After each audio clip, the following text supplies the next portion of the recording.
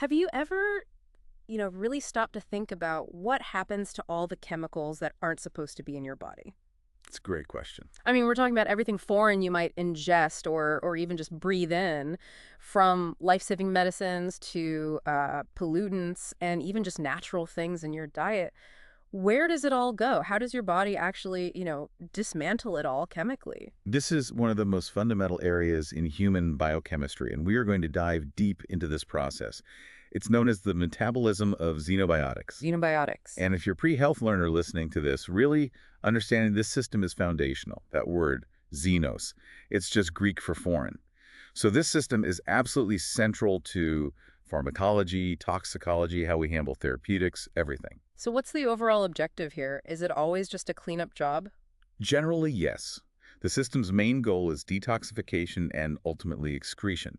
The thing is, these foreign compounds are typically fat-soluble or lipophilic. Right, which lets them get into cells easily. Exactly. It allows them to cross cell membranes and just kind of stick around. Yeah. So the mission is to convert them into highly water-soluble hydrophilic compounds so they can be easily flushed out in your urine or bile. But, and this is where it gets really fascinating, this metabolism, it often comes with a pretty significant risk, doesn't it? It carries a critical duality. Yeah. I mean, sometimes the metabolism is desirable. We can convert an inert prodrug into its active therapeutic form. We rely on this for certain medication. Okay. But then sometimes we see a kind of chemical self-sabotage.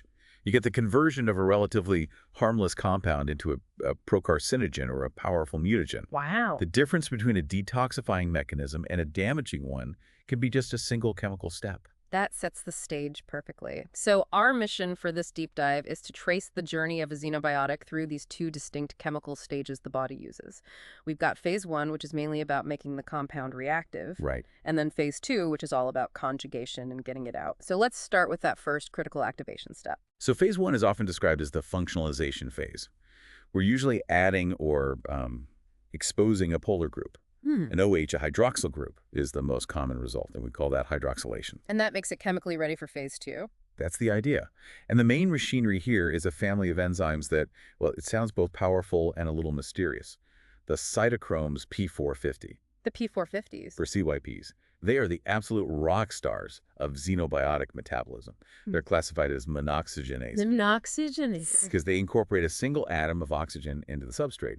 And while hydroxylation is the main event, phase 1 also includes important non-P450 reactions, like hydrolysis by esterases, and P450 itself can do other things: deamination, dehalogenation, even reduction. We hear about the P450 family all the time, especially in drug studies. They have this really systematic naming convention that looks a little intimidating at first. It does, but it actually gives us a lot of information.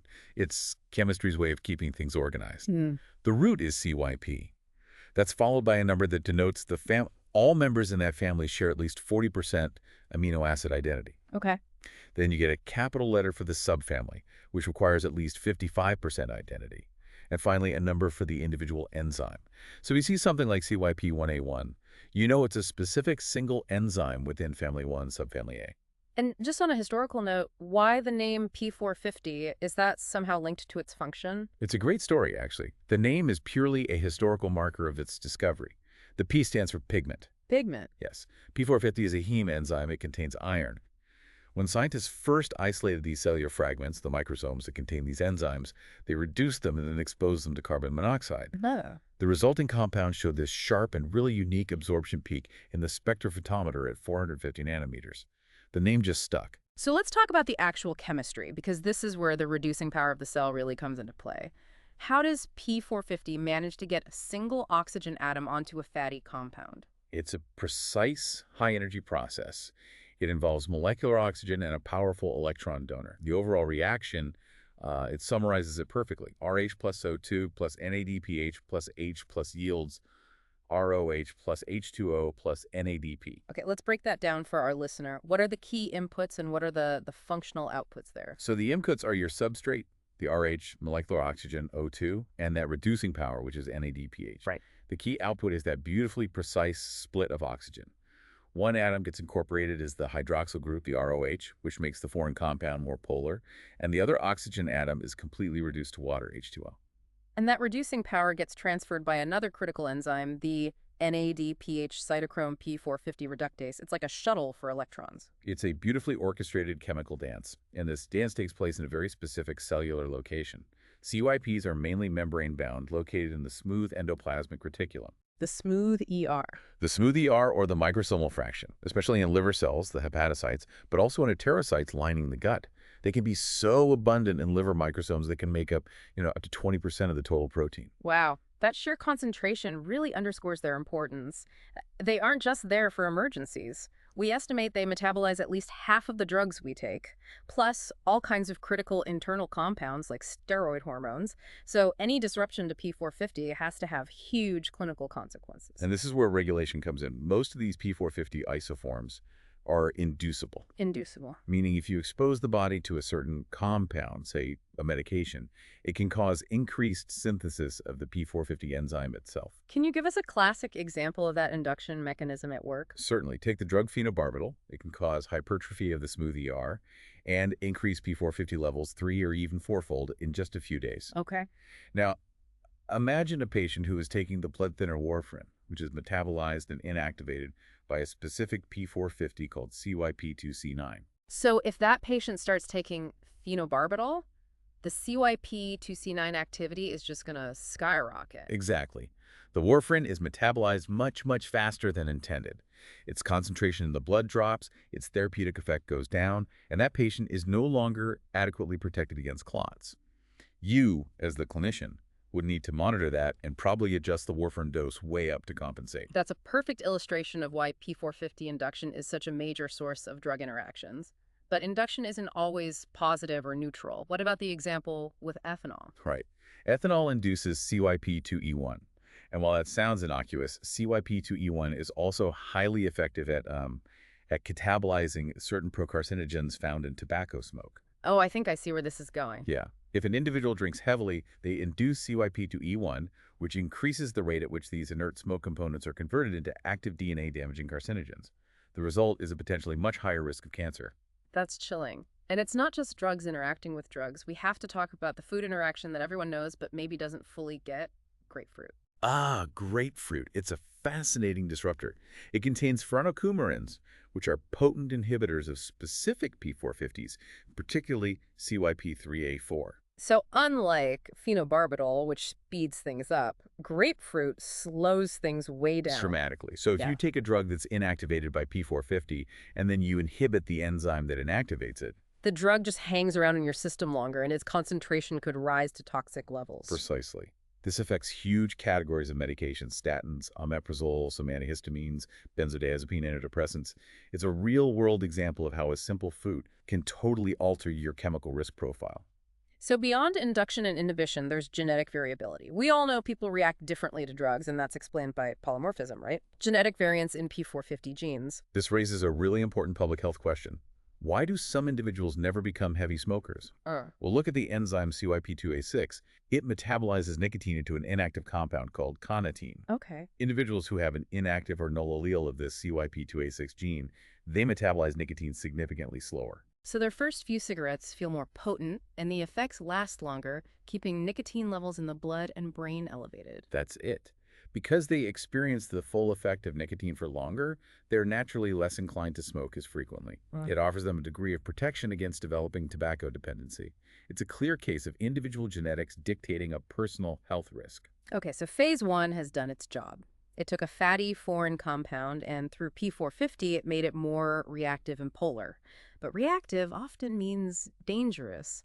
So now, how does phase 2 clean up this potentially toxic intermediate? Phase 2 is the detoxification powerhouse. It's all about conjugation. We take that polar phase 1 product and we link it to a bulky, highly hydrophilic molecule. This molecular handcuff makes the product so water-soluble it can be immediately excreted. And what's the most common molecule for that handcuff? That would be glucuronidation. This uses UDP-glucuronic acid as the donor, and it's catalyzed by a large family of enzymes called glucuronidase. It's the body's go-to pathway for excretion, used for everything from bilirubin and steroid hormones to xenobiotics like benzoic acid. And the other major player is sulfation. Correct. Sulfation requires a highly energized donor molecule we call PPS, Some people call it active sulfate. It's responsible for conjugating alcohols, arylamines, and phenols, adding these negative charges to really boost solubility. But the one that gets the most attention in cellular defense seems to be glutathione, or GSH. It's crucial because it handles really dangerous electrophilic compounds. Glutathione is essential for survival. It's a small tripeptide gamma-glutamyl glycine. Its primary job in conjugation is to handle highly reactive electrophiles, compounds that are seeking electrons, which are often generated by P450. Right. And this reaction is catalyzed by glutathione S-transferase, or GSTs. I understand GSTs have another purpose beyond just conjugation. They're sometimes called ligandin. This is what's so fascinating. GSTs are truly multifunctional. They have the catalytic sites for the conjugation, but they also have these distinct non-catalytic binding sites. And these sites allow them to just grab and transport molecules like bilirubin.